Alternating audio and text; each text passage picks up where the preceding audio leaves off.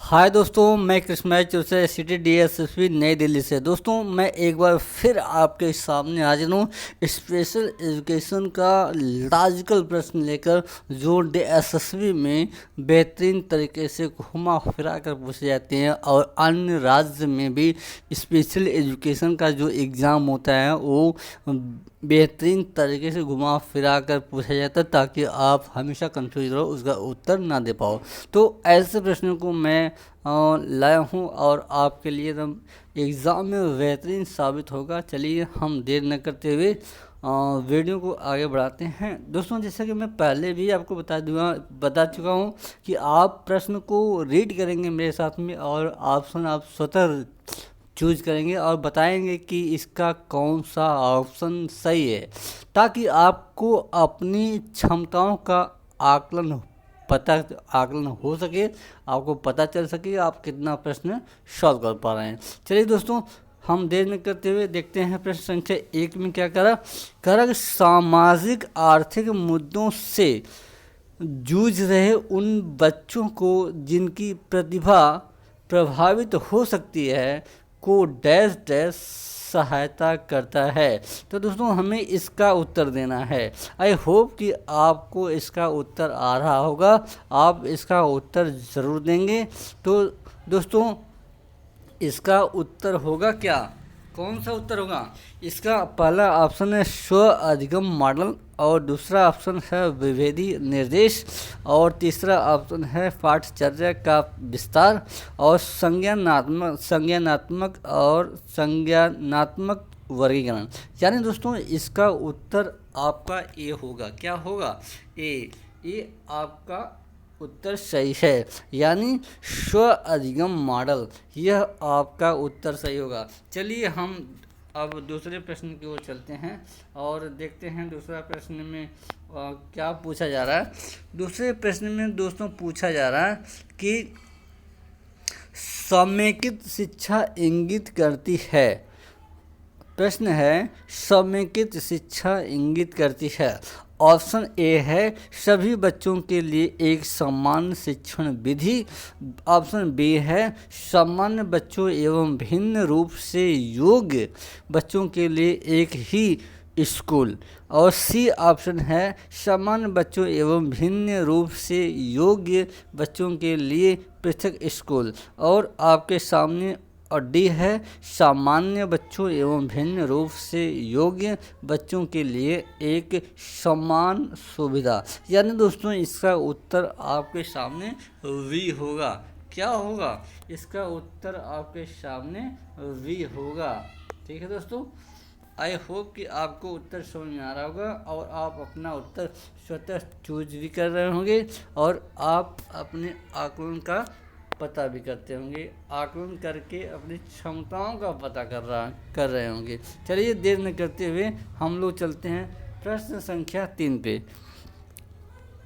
ये प्रश्न दोस्तों देखो बड़ा है, इससे आप बेहतरीन तरीके से आप अच्छे से सूझबूझ के साथ पढ़ेंगे तो आप इसका उत्तर दे सकते हैं। देखो, ऐसा कि प्रश्न को बड़ा देख के हमें घबराना नहीं है, उससे हमें अच्छे से पढ़ना है और उसका मीनिंग पता करना है और हम उसका उत्तर दे सकते हैं। चलिए, इसका प्रश्न पूछ रहा, विविध विद्यार्थियों वाली एक समावेशी कक्षा में सहयोगी अधिगम और समवयस्कों से सीखना क्या कहलाता है? हमें उसके बारे में बताना। ठीक है दोस्तों, चलिए, इसका ऑप्शन ए है सक्रिय रूप से निरुत्साहित किया जाना चाहिए और प्रतियोगिता को बढ़ावा देना चाहिए। अच्छा, ठीक है भैया। अब दूसरा क्या पूछ रहा, केवल कभी कभी ही प्रयोग किया जाना चाहिए क्योंकि वह सहपाठियों में तुलना को बढ़ावा देता है। ठीक है। अब सी का करा सक्रिय रूप से प्रोत्साहित किया जाना चाहिए जिससे समवयस्कों की स्वीकार्यता बढ़े। यानी दोस्तों, इसका उत्तर यही हो सकता है। ठीक है। और डी का करा कि कार्यान्वित नहीं किया जाना चाहिए और विद्यार्थियों को क्षमता के अनुसार अलग अलग किया जाना चाहिए। नहीं दोस्तों, ये आपका उत्तर सी होगा। क्या होगा? इसका उत्तर सी। सी इसका उत्तर सही है दोस्तों। आई होप कि आपको प्रश्न समझ में आया होगा, उत्तर समझ में आया होगा। चलिए हम देर न करते करते हुए अब देखते हैं प्रश्न संख्या 4। प्रश्न संख्या 4 में दोस्तों कह रहा है कि एक 40 मिनट की कक्षा में सभी विद्यार्थियों व मुख्यतः विशेष आवश्यकता वाले विद्यार्थियों की मांग को पूरा करते हुए आप किस प्रकार पढ़ाएंगे, इसके बारे में बताना है दोस्तों। अब देखिए इसमें ऑप्शन करेक्ट, ऑप्शन ए में पूछ रहा है व्यक्तित्व पर ध्यान देंगे, मतलब व्यक्ति विशेष पर ध्यान देंगे, तो इसका मीनिंग ये है। और दूसरा ऑप्शन है कक्षा में संग मांगी, इस यहाँ पे सर्वांगीण होगा ना, ठीक, सममांगी समूह बनाकर। और तीसरा ऑप्शन देखो, तीसरा इसका जो ऑप्शन है दोस्तों यही सही होगा, क्योंकि एक कारण कि सभी विद्यार्थियों के लिए क्रियाकलाप आयोजित कराकर परंतु विशेष आवश्यकता वाले विद्यार्थियों पर ध्यान केंद्रित करते हुए, यही इसका उत्तर सही होगा। आई होप कि आप समझ पाए होंगे। इसका उत्तर आपके सामने सी है। क्या है दोस्तों, इसका उत्तर सी है। चलिए प्रश्न देखते हैं 5। प्रश्न संख्या 5 में क्या कह रहा दोस्तों, प्रश्न संख्या 5 में पूछ रहा कमजोर वर्ग के बालक से तात्पर्य है। कमजोर वर्ग के बालक से तात्पर्य ऐसे अभिभावकों के बालक से जिनकी वार्षिक आय कम है। अच्छा, बी कह रहा ऐसे अभिभावकों के बालकों से जो वंचित वर्ग से आते हैं। अच्छा, सी का कह रहा, सी कह रहा कि ऐसे अभिभावकों के बालक से जो गरीबी रेखा के नीचे की सीमा में आते हैं। और डी का रंग ऐसे अभिभावकों के बालक से जो सरकार द्वारा निर्धारित न्यूनतम सीमा की वार्षिक आय की सीमा से नीचे के वर्ग में आते हैं। यानी दोस्तों इसका उत्तर जो है यही डी जो है सही है। आई होप कि आप इसका उत्तर दे रहे होंगे। ठीक है दोस्तों, आई होप कि आप इसका उत्तर दे रहे होंगे। इसका उत्तर आपके सामने डी है। क्या है दोस्तों, डी है। चलिए हम अगले प्रश्न की ओर चलते हैं। प्रश्न संख्या 6 का रहा शिक्षा का अधिकार अधिनियम 2009 के क्रियान्वयन के बीच कक्षा कक्ष। ठीक है दोस्तों, अब इसके बारे में बताना। प्रश्न संख्या ऑप्शन ए है जेंडर के अनुसार अधिक समजातीय है। अब बी है आयु के अनुसार अधिक समजातीय है। सी है आयु के अनुसार अधिक विषम जातीय है। और डी कह रहा है कि अप्रभावित है क्योंकि शिक्षा का अधिकार विद्यालय में कक्षा की औसत आय को प्रभावित नहीं करती है। यानी दोस्तों इसका उत्तर आपके सामने क्या है, कौन बताएगा? इसका उत्तर आपके सामने बी होगा, क्योंकि आयु के अनुसार अधिक समझाती है। यही इसका उत्तर सही है। आई होप कि आपको समझ आ रहा होगा दोस्तों। और चलिए हम चलते हैं अगले प्रश्न की ओर।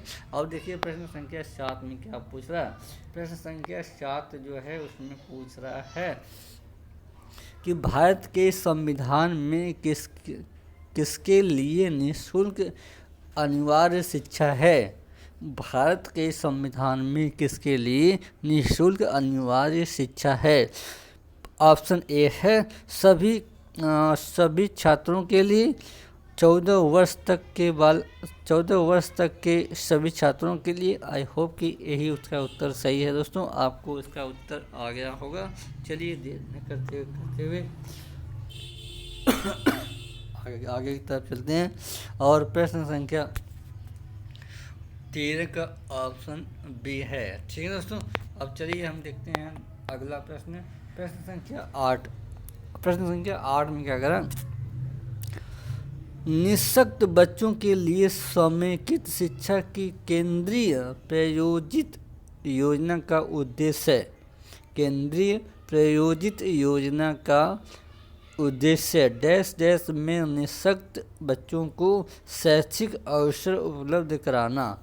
यानी दोस्तों इसमें इसका उत्तर क्या होगा उसको आपको बताना है। ठीक है दोस्तों, आई होप कि आप इसका उत्तर चूज कर चुके होंगे।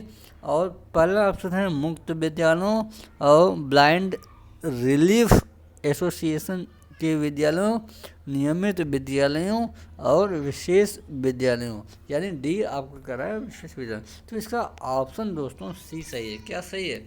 इसका उत्तर होगा सी, मतलब नियमित विद्यालयों। ठीक है दोस्तों, आई होप कि आपको समझ में आ गया होगा। चलते हैं हम अगले प्रश्न की ओर। अगला प्रश्न में क्या पूछ रहा है?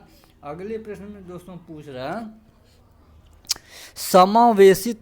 समावेशी शिक्षा उसे विद्यालय शिक्षा व्यवस्था की ओर संकेत करती है। समावेशी शिक्षा उसे विद्यालय शिक्षा व्यवस्था की ओर संकेत करती है। हमें इसके बारे में बताना है। चलिए ऑप्शन देखते हैं। पहला है ए, जो विशेष आवश्यकता वाले बच्चों को विशिष्ट विद्यालयों के माध्यम से शिक्षा देने को प्रोत्साहित करती है। ठीक है। और बी ऑप्शन आपके सामने है, केवल बालिका शिक्षा को बढ़ावा देने की आवश्यकता पर बल देती है। नहीं, सी है, जो सभी निर्योग्य बच्चों को शामिल करती हैं। डी है, जो उनकी शारीरिक, बौद्धिक, सामाजिक, भाषिक तथा अन्य विभिन्न योग्यता स्थितियों को ध्यान में रखे बगैर बच्चों को शामिल करती है। अच्छा, यानी दोस्तों इसका उत्तर आपके सामने यही डी होगा। ठीक है दोस्तों, आई होप कि आपको समझ में आया होगा। इसका उत्तर ए डी है।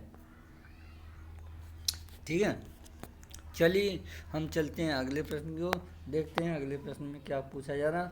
अगले प्रश्न में दोस्तों पूछ रहा है कि एकल अभिभावक वाले बच्चों को पढ़ाते समय शिक्षक को, यानी एकल अभिभावक वाले बच्चों को पढ़ाते समय शिक्षक को क्या करना चाहिए, किस बात पर ध्यान रखना चाहिए, हमें इसको देखना है। ए कह रहा है स्थिर और एक रूप वातावरण उपलब्ध करना चाहिए। बी कह रहा है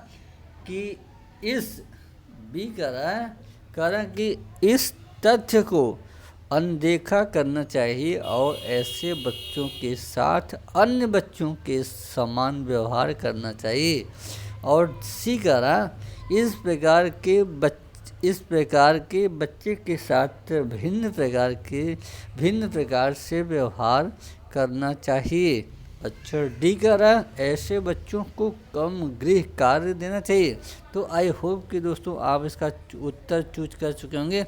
बताइए इसका उत्तर क्या होगा, आप बताइए, जल्दी बताइए। तो दोस्तों इसका उत्तर आपके सामने बी होगा। क्या होगा? बी। ठीक है, अब चलिए चलते हैं अगले प्रश्न की ओर। तो दोस्तों ये प्रश्न आपके सामने है और इसमें क्या कह रहा, इसमें कह रहा है कि एक शिक्षिका की कक्षा में कुछ शारीरिक विकलांगता वाले बच्चे हैं। निम्नलिखित में से उनके लिए क्या कहना सबसे उचित होगा, मतलब क्या करना सबसे उचित होगा। एक बार प्रश्न को फिर से देख लेते हैं। एक शिक्षिका की कक्षा में कुछ शारीरिक विकलांगता वाले बच्चे हैं। निम्नलिखित में से उनके लिए क्या करना सबसे उचित होगा, हमें उसके बारे में बताना है। ठीक है, तो पहला ऑप्शन है पोलियोग्रस्त बच्चे जब एक गाना प्रस्तुत करेंगे। ठीक है, दूसरा क्या करा, पहिया कुर्सी वाले बच्चे हॉल में जाने के लिए अपने समवयस्क साथी बच्चों से मदद ले सकते हैं। और सी करा शारीरिक रूप से असुविधाग्रस्त बच्चे कक्षा में ही कोई वैकल्पिक गतिविधियां कर सकते हैं। यानी दोस्तों इसका उत्तर यही होगा, सी होगा। ठीक है दोस्तों, आई होप कि आप प्रश्न को पढ़े होंगे और इस उत्तर को समझने का प्रयास किए होंगे। चलिए दोस्तों, देर न करते हुए हम चलते हैं अगले प्रश्न की ओर। देखते हैं अगला प्रश्न में क्या पूछा जा रहा है दोस्तों। अगले प्रश्न में पूछ रहा, अगला प्रश्न है 12। अब इसमें कह रहा है एक समावेशी कक्षा हुआ है जहां, प्रश्न देख लो, एक समावेशी कक्षा हुआ है जहां डैश डैश, उसके बारे में बताओ। एक कह रहा है ऑप्शन ए, तब तक आकलन की पुनरावृत्ति होती रहती है जब तक प्रत्येक अधिगमकर्ता न्यूनतम श्रेणी प्राप्त न कर ले। अच्छा, इसका बी ऑप्शन है विद्यार्थियों का भार विद्यार्थियों का भार कम करने के लिए अध्यापक केवल अनुमोदित पुस्तकों से ही पढ़ते हैं। अच्छा, ये नहीं हो। चलिए देखते हैं सी का कह कि समस्याओं का अधिकाधिक समाधान करने की संभावना की दृष्टि से बच्चों की सक्रिय भागीदारिता रखती है। अच्छा, डी का रहा है अध्यापक प्रत्येक अधिगमकर्ता के लिए वैविध्यपूर्ण सामर्थ्य, अधिगमयात्मक अनुभव एवं परिवेश का निर्माण करती है। ठीक है दोस्तों, तो इसका उत्तर क्या होगा आप बताइए। इसका उत्तर ए डी होगा। क्या होगा? डी ए उसका उत्तर होगा। ठीक है, आई होप कि आप इसको समझ पा रहे होंगे। चलिए हम चलते हैं अगले प्रश्न की ओर। अगला प्रश्न देखते हैं, कह रहा है कि वंचित वर्ग की पृष्ठभूमि के बच्चों को शिक्षा प्रदान करने के लिए शिक्षक को चाहिए कि क्या चाहिए, शिक्षक को क्या करना चाहिए उसके बारे में कर रहा। ठीक है, उन्हें बहुत सा लिखित कार्य ने बी में करा कि उनके बारे में अधिक जानकारी जुटाने का प्रयास करें और उन्हें कक्षा में होने वाली चर्चा में शामिल करें। दोस्तों आई होप कि यही भी इसका उत्तर होना चाहिए। ठीक है, और यही उसका बी ही उत्तर है भी, और आप इसका उत्तर दे चुके होंगे। चलिए हम देखते हैं अगले प्रश्न जो अगला प्रश्न कह रहा, प्रश्न संख्या 14 कह रहा कि समावेशी शिक्षा क्या कह रहा, समन्वित शिक्षा की सफलता निर्भर करती है। समन्वित शिक्षा की, ठीक है दोस्तों, कह रहा समन्वित शिक्षा की सफलता निर्भर करती है। किस पर निर्भर करती है? समुदाय के समर्थन पर, पाठ्य पुस्तकों की उत्कृष्टता पर, शिक्षण अधिगम वस्तु की गुणवत्ता पर, शिक्षकों के अभिवृत्तिगत परिवर्तन पर। ठीक है, तो यही इसका उत्तर सही होगा दोस्तों। आई होप कि आप इसका उत्तर दे चुके होंगे और इसका उत्तर डी होगा। ठीक है, चलिए दोस्तों ये सब प्रश्न जो कि आपका CDP के अंतर्गत आएगा और ये स्पेशल एजुकेशन का प्रश्न है जो कि हमें CTET में अक्सर ऐसे प्रश्न मिलते हैं। CTET का जो 10 प्रश्न आता है स्पेशल एजुकेशन से या समावेशी शिक्षा से, तो ऐसे ही प्रश्न होते हैं। ठीक है दोस्तों, आई होप कि आपको समझ में आ रहा होगा। चलिए अब देखते हैं प्रश्न संख्या 15 का करा। 15 करा कि आपको अपनी कक्षा में 2 मंदबुद्धि बच्चों को बैठने के लिए बोला गया है। मतलब किसी मंदबुद्धि जो बच्चे हैं उनको अपनी कक्षा में बैठाने के लिए बोला गया है, तो आप क्या करेंगे, आपका क्या कर्तव्य है उसके बारे में बताना है। ऑप्शन ए है उन्हें अपने विद्यार्थियों के रूप में ग्रहण करने से इनकार करेंगे। अच्छा भाई देखो, कोई भी बच्चा यदि आपको मिल रहा है तो आप उसे विद्यार्थी के रूप में ग्रहण करने से मना करेंगे, तो ये सही नहीं है। तो ऑप्शन ए तो आपका होगा नहीं। प्रधानाध्यापक को उन्हीं किसी और कक्षा में, मतलब कहेंगे कि प्रधानाध्यापक को उन्हें किसी और कक्षा में जो कि मंदबुद्धि बालकों के लिए विशेष रूप से चिन्हित है बैठने के लिए बोलेंगे। ये भी नहीं करेंगे भाई, अलग बच्चे नहीं बैठ सकता, उनका इंक्लूजन नहीं हो पाएगा। ठीक है, तो दोस्तों इसमें कारक सेम के ऐसे विद्यार्थियों को सीखने की तकनीकी सीखेंगे, यानी दोस्तों यही इसका उत्तर सही होगा। इसका उत्तर आपके सामने सी है। क्या है? सी। ठीक है, अब चलिए हम देखते हैं प्रश्न संख्या 16। प्रश्न संख्या 16 में दोस्तों क्या करा? प्रश्न संख्या 16 में करा, संगठित घर से आने वाला बच्चा सबसे अधिक कठिनाई का अनुभव करेगा। ठीक, सुनिर्मित क्या करा कि सुनिर्मित पाठ में, स्वतंत्र अध्ययन में, नियोजित निर्देशन में, अभ्यास पुस्तिका में। तो यानी दोस्तों यह स्वतंत्र अध्ययन में करेगा। ठीक है दोस्तों, आई होप कि आपको समझ आ रहा होगा। इसका उत्तर क्या होगा? इसका उत्तर होगा बी। चलिए अब चलते हैं अगले प्रश्न की ओर, और प्रश्न संख्या आपके सामने 17 है। विशेष रूप से ज़रूरतमंद बच्चों की शिक्षा का प्रबंध होना चाहिए। ये कह रहा है कि विशेष रूप से ज़रूरतमंद बच्चों की शिक्षा का प्रबंध होना चाहिए। तो इसका ऑप्शन है दूसरे सामान्य बच्चों के साथ विशेष विद्यालयों में विशेष बच्चों के लिए विकसित विधियों द्वारा। अच्छा, सी करा विशेष विद्यालय में, और डी करा कि विशेष विद्यालयों में विशेष शिक्षकों द्वारा। नहीं दोस्तों, आपका उत्तर ए सही होगा। इसका उत्तर ए सही होगा। क्यों सही होगा? क्योंकि दूसरे सामान्य बच्चों के साथ यदि ऐसे बच्चों को इंक्लूड कर रहे हैं या उनके साथ बैठा के शिक्षा देने की कोशिश कर रहे हैं, तो बच्चा ज़्यादा सीखने का प्रयास करता है और अच्छे से सीख लेता है। ठीक है, चलिए प्रश्न संख्या क्या है?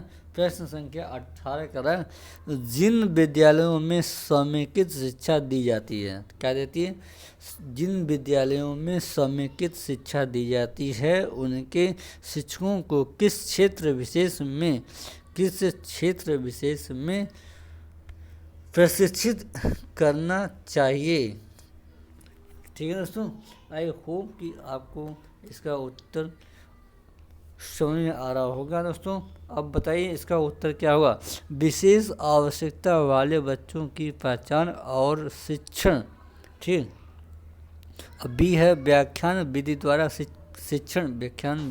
शिक्षण, और सी है क्रियात्मकता के साथ शिक्षण, और डी है उपरोक्त में से कोई नहीं। यानी दोस्तों इसका ऑप्शन ए इसका उत्तर होगा, विशेष आवश्यकता वाले बच्चों की पहचान और शिक्षण।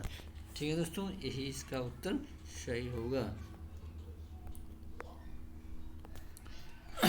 चलिए हम देर न करते हुए आगे की तरफ चलते हैं और अगला प्रश्न देखते हैं। प्रश्न संख्या 19 आपके सामने है, और इसमें कारण कि भारतीय संविधान के किस अनुच्छेद में 6 से 14 आयु वर्ग के बच्चों के लिए निःशुल्क एवं अनिवार्य शिक्षा का अधिकार शामिल किया गया है। ठीक है दोस्तों, आई होप कि आपको इसका उत्तर याद होगा। अनुच्छेद 26, अनुच्छेद 15, अनुच्छेद 45, अनुच्छेद 21A। तो कौन सा इसका उत्तर होगा दोस्तों? जल्दी बताओ, शायद आपको इसका उत्तर याद होगा। ठीक है दोस्तों,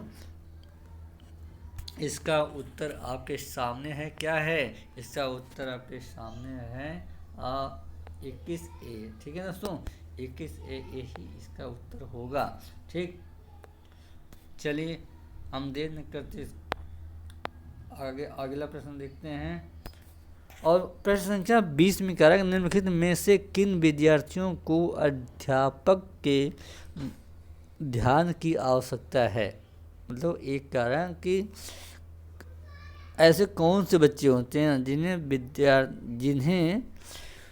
जिन विद्यार्थियों को अध्यापक के ध्यान की आवश्यकता होती है। यानी दोस्तों देखो, स्कूल में कोई भी बच्चा होता है उसे हर बच्चे को अध्यापक के ध्यान की आवश्यकता होती है, क्योंकि हर बच्चे पे अध्यापक का ही भूमिका होता है और अध्यापक को ही ध्यान देना पड़ता है। ठीक है दोस्तों, तो ये उपरोक्त सभी होगा, क्योंकि अंतर्मुखी मंदबुद्धि से सीखने वाले बच्चे, प्रतिभाशाली बच्चे, मतलब यानी सभी। इसका उत्तर आपके सामने ये डी होगा। ठीक है दोस्तों, आई होप कि आपको इसका उत्तर समझ में आ गया होगा। चलिए देर न करते हुए हम अगले प्रश्न की ओर चलते हैं। और अगला प्रश्न संख्या 21 का करा। प्रश्न संख्या 21 का रहा कि निम्नलिखित में से कौन सी विधि विशेष आवश्यकता वाले बालकों के अध्ययन में सहायता करती है। ठीक है दोस्तों, तो इसका उत्तर क्या होगा उसको आप बताइए। ठीक,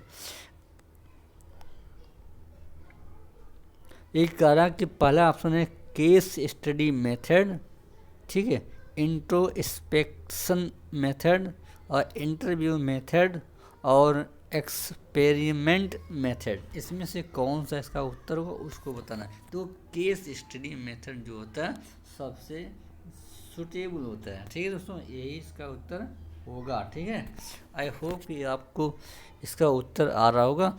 चलिए हम देखते हैं अगला प्रश्न। और अगले प्रश्न में क्या पूछा गया है, शिक्षा का अधिकार अधिनियम के अनुसार बच्चों का किसी विशिष्ट कक्षा में प्रवेश का आधार होता है। यानी दोस्तों ये कह रहा है कि जो विशिष्ट कक्षा में प्रवेश का जो आधार होता है हमें उसके बारे में बताना है। ठीक है, हमें उसके बारे में बताना है। तो एक कह रहा है कि बालक की योग्यता, बालक की उम्र, बालक का सामाजिक आर्थिक स्तर, माता पिता की शिक्षा। नहीं दोस्तों, तो बालक का जो उम्र होता है ना उसी के आधार पर हम किसी बच्चे का प्रवेश कराते हैं या एडमिशन कराते हैं। ठीक, इसका उत्तर क्या होगा, इसका उत्तर आपका बी होगा। ठीक है दोस्तों, चलिए हम चलते हैं अगले प्रश्न की।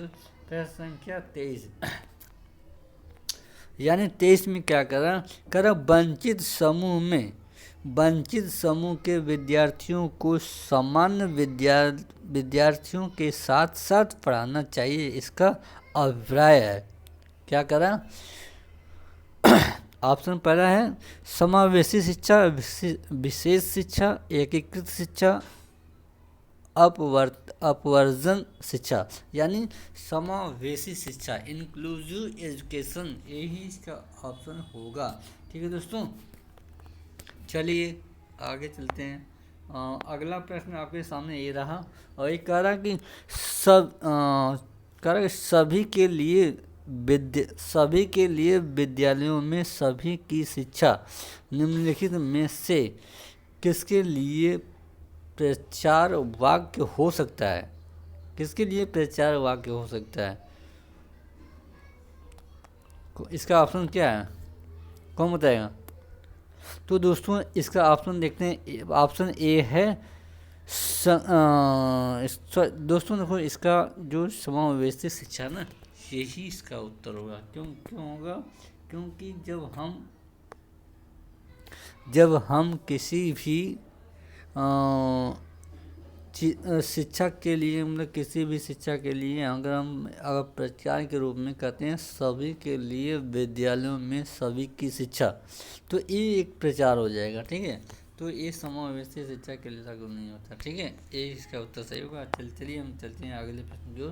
प्रश्न संख्या 25 क्या कह रहा, 25 में कह रहा समावेशी शिक्षा मानती है कि हमें डैश को डैश के अनुरूप बदलना है। ठीक है दोस्तों, किसके अनुसार बदलना है, इसका ऑप्शन कौन देगा। कह समावेशी शिक्षा मानती है कि हमें डैश डैश को डैश डैश के अनुसार बदलना है। व्यवस्था और बच्चा, परिवेश, परिवार, बच्चे, व्यवस्था, बच्चे, व्यवस्था। तो दोस्तों इसका उत्तर क्या होगा? आई होप कि आप इसका उत्तर दे चुके होंगे। तो दोस्तों आप इसका उत्तर कमेंट में दीजिए। मैं आपके लिए एक होम बेस्ड क्विज दे रहे हैं, ठीक है। आप होमवर्क करके इसका उत्तर मुझे ज़रूर दीजिएगा, कमेंट बॉक्स में दीजिए, देखते हैं कितने लोगों का उत्तर सही है। तो दोस्तों मैं चलता हूँ। जय हिंद, जय भारत।